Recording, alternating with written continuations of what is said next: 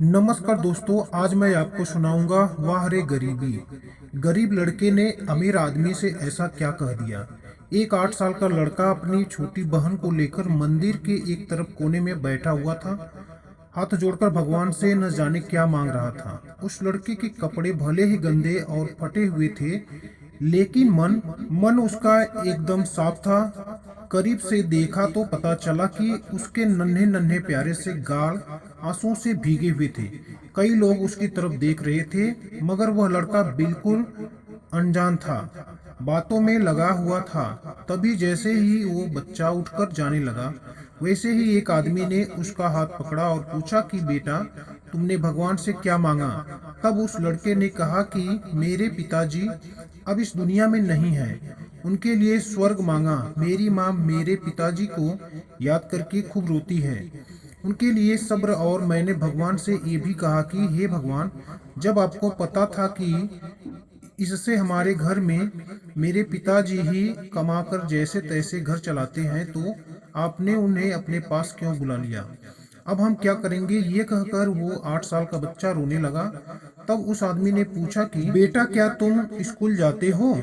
तो उसने कहा कि हाँ साहब, मैं रोज सुबह जल्दी ही स्कूल चले जाता हूँ। तो वो आदमी पूछता है कि तुम कौन सी क्लास में पढ़ते हो। तो उस बच्चे ने कहा कि अरे साहब, मैं कोई स्कूल में पढ़ने थोड़ी जाता हूँ, मैं तो रोज सुबह वहाँ चने बेचने जाता हूँ। मेरी माँ मुझे रोज चने पैक करके दे देती है, वही पैकेट मैं रोज स्कूल जाकर बेचता हूँ।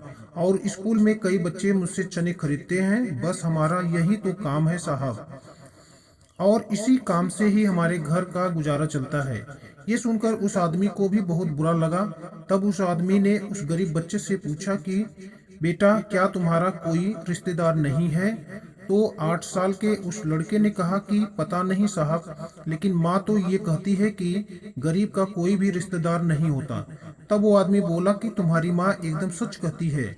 इस बात पर बच्चा बोला कि नहीं साहब, मेरी माँ रोज ही झूठ बोलती है।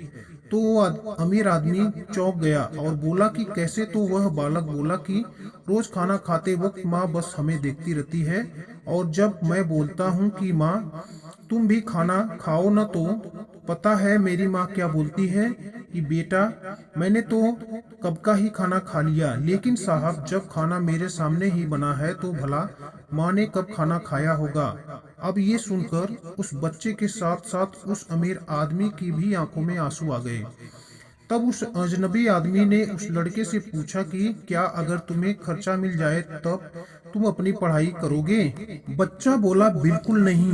तब वो आदमी फिर से हैरान रह गया और उसने वजह पूछी। तब उस बच्चे ने कहा कि साहब, मैं अब पढ़ाई नहीं कर सकता, क्योंकि पिताजी के गुजरने के बाद अब मुझे ही कमाना होगा। मैं अपनी माँ को बाहर काम करने नहीं भेज सकता, क्योंकि अगर मेरे होते हुए मेरी माँ को काम करना पड़ा तो फिर मेरा पढ़ने लिखने का भी कोई फायदा नहीं। और अगर अब पढ़ना लिखना ही होगा तो मैं अपनी छोटी बहन को पढ़ाऊंगा। तभी उस आदमी ने 500 के कुछ नोट उस लड़के को दिए, लेकिन उस लड़के ने वो पैसे लेने से साफ इनकार कर दिया और कहा कि साहब, आज आप मुझे पैसे दे देंगे, लेकिन कल तो मुझे कमाकर ही खाना होगा ना, तो मैं अपनी आदत क्यों खराब करूं। आप ऐसा कीजिए साहब, मंदिर के बाहर कुछ गरीब लोग जो बहुत ही लाचार हैं, ये पैसे आप उन्हें दे दीजिए, आपका भला होगा। जिन्हें आपके पैसे की सख्त जरूरत है, उन्हें पैसे दे दीजिए साहब। ये कहकर वो लड़का अपनी छोटी बहन को लेकर वहां से चला गया। लेकिन उस आदमी को एक सबक दे गया। वो अमीर आदमी वहां खड़ा खड़ा ये सोच रहा था कि इतना छोटा सा लड़का कितना समझदार है।